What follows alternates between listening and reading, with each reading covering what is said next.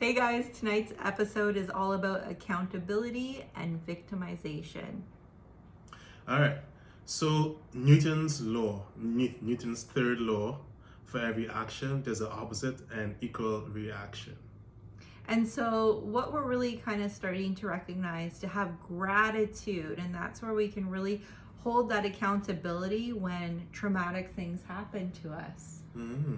And really, isn't that what all the greatest success stories are about? I mean, we hear someone's success story and they had to go through traumatic experiences. Yeah, to go through a lot of challenges in order to get where they want to be. Yeah. I'll give you a quick example. So you know WD-40, right? Mm-hmm. The spray that makes things lubricated or whatever. Yeah. So the reason why he has 40 on that is because it took him 40 times on his 40th try of all his lab testing and trying on his 40 times, then he actually made that WD-40.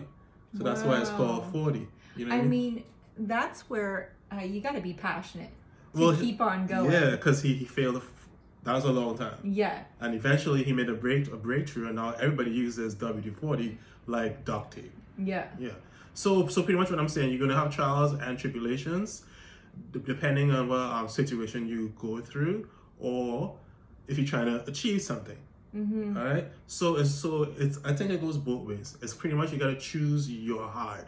So either you do nothing and feel sorry for yourself, that's in itself is actually hard. Mm-hmm. Or you work out or you go towards a goal, that's going to be hard. So you have to choose your hard, or I should say choose your challenge. Okay. So pretty much what that means is you're being accountable and you're doing something to achieve what are you trying to achieve in this life, whatever it may be. Or if you were victimized, you want to learn some lessons from that and improve and move forward. Yeah. Yeah. And it's not to say, like, when we go through these challenges, we actually do have to address the shadows of them. You know, it's not like just kind of like ignoring any of the pain. You know, you got to address it. You got to feel that experience. And there's nothing wrong with taking a break, stepping back, and just feeling the pain of it. But then you want to push forward. You don't want to stay in that victimized mode, and then it takes you down. No. Right? Because like you said, choose your hard. Are you gonna go down a path that doesn't serve you in the end and it's gonna be even more hard? Or are you gonna, and a lot of times when we're going through these challenges, for me being a spiritual healer, I know that we get visions, you know, to keep us moving forward. And so it's really about, if you're passionate about something, you're going to be challenged, right? You're going to be challenged because that low vibration wants to keep you in the matrix. Yeah. And I can even have a story for myself. Because like me, I'm a personal trainer, right? So on my first try, I failed. On my second try, I failed. On my third try, then after I passed. So if I just gave up, I would have never like seen all the potential that I have and even help and also inspire somebody. Right? Because they'd be like, hey, what did you do to become a personal trainer? Hey, I did this, I did that, you know? Yeah. And plus you are a healer. Somebody may want to be a healer too. They're going to look up to you, right? And say, oh, she does this, she does that. So what are some of your trials and tribulations in becoming a healer? Well, for me, it's been, a lot of people they either think it's evil or demonic, getting visions and doing channeling or working with energy tools such as like tarot cards, oracle cards. These are just tools that can, like any tool, we can use a hammer to build something, or we can use a hammer to knock someone out. You know what I mean? So a tool is a tool. So for me, it's kind of explaining what energy work is all about, and then getting people to recognize what energy they're feeding.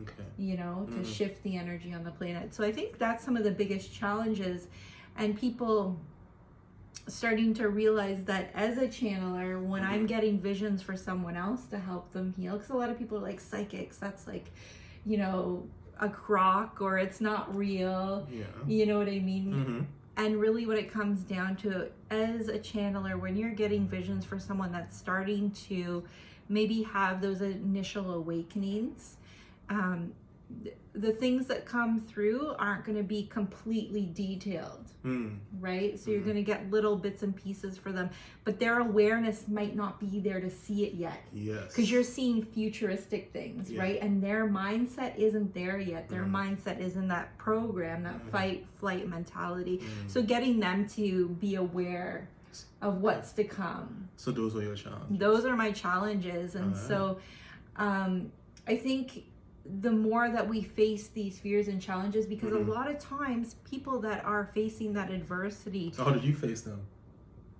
Well, basically keep on pushing. You know what I mean? Take that time. You're going to feel victimized. You're going to feel alone. You're going to feel those thoughts that don't feel so good. But like with anything, I can relate it to exercise. Always the easiest thing to relate it to. So yeah, I can talk about that because I could go for myself. So like I want to exercise, and because I could control that, right? I could control what I do, right? So from exercising, you work out from Monday, you work out Tuesday, Wednesday, Thursday, Friday, Saturday. You're not gonna see any results. You work out for 3 weeks, 4 weeks, you don't see anything. But inside I feel stronger, right? But the outside doesn't show as yet. Yeah. So pretty much it's kind of like this. When you will never see a tree grow, right? But bam, it grows up and then it blossoms. All right. So even though you are not seeing the work, it's happening. Yeah. And it takes patience. Yeah. Because anybody ever see a tree grow? No. It moves in silence. It does what it has to do, and then it blossoms.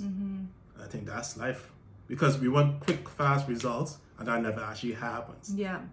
And you got to feel the pain to get the gain. As I say, no pain, no gain. Yeah. And I know with my own personal journey, the fact that I've had so many visions and seen things before they've happened, it made me trust my initial vision, which was the full picture, seeing that full perspective. And although I've got all these, I've got haters, I've got people that, believe in me, I've got like a multitude from one aspect to the other, in the spectrum and everything in between, people that don't care.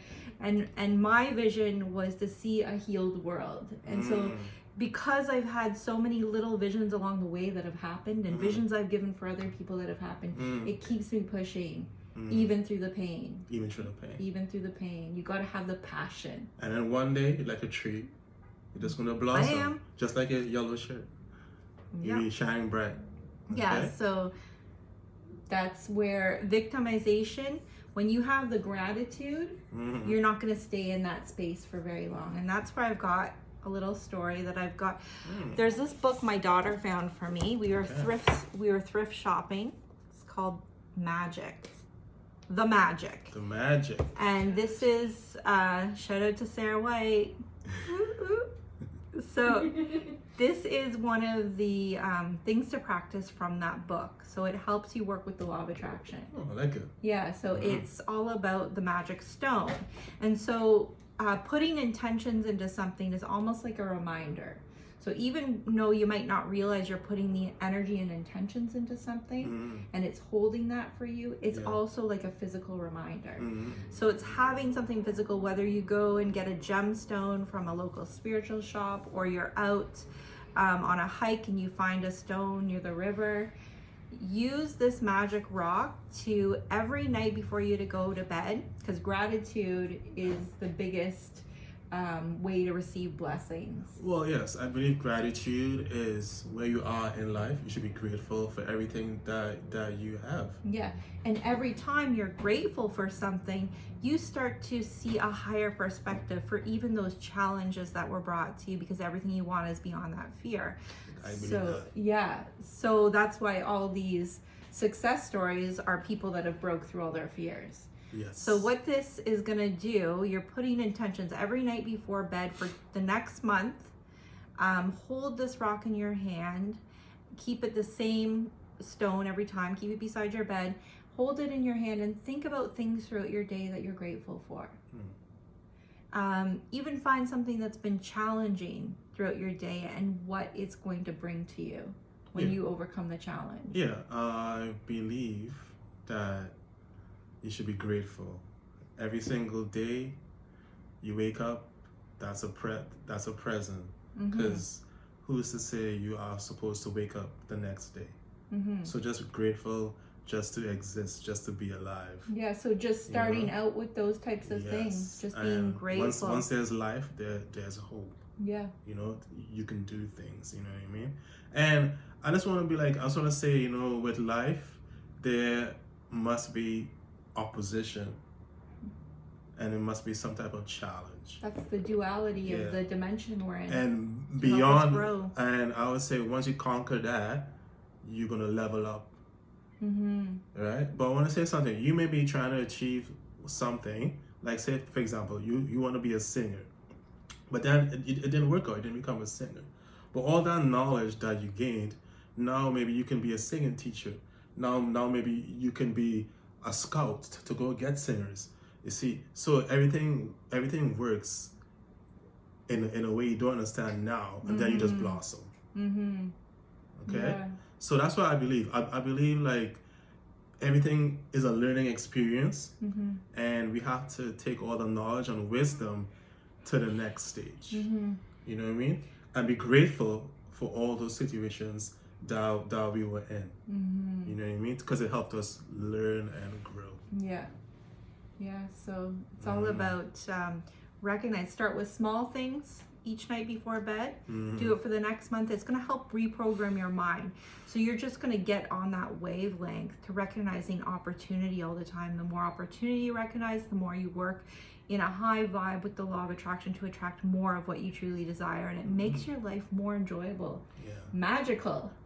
Even like, remember, I think you already told your viewers this one, and I was just going to say it again. You could add anything. Like the thing I say, money comes to me easily, frequently, and abundantly. You can put that to anything, you know? Like being intelligent comes to me easily, frequently, and abundantly. You know what I mean? So you can put that into anything, you know what I mean? Eating healthy comes to me easily, frequently, and abundantly. Any challenge that you're having. And 369. That's, what is it? Fibonacci sequence. Fibonacci sequence. Which is 3 times in the morning, 6 in the evening, 9 times at night. You say that over and over and over, you're definitely going to be reprogramming. That's the sequence of creation. So that's what we are. We're speaking words into creation. And from there, I mean, we've done it ourselves. We've seen the magic. I've seen going from, you know, a situation where I had nothing to abundance in every single angle. And it feels good. It feels really good. Leaving situations behind that no longer served me and making more abundance out of it. So, yeah. And that's what I'll say. One last thing for me, like my main thing is to inspire and to let my light shine out there to help the people out there, to help you, man, and you, girl. So happy healing, guys. All right, happy healing. Choose your heart and count your blessings. Amen. I like that. Bye, guys. Okay, bye. It's freestyling, eh?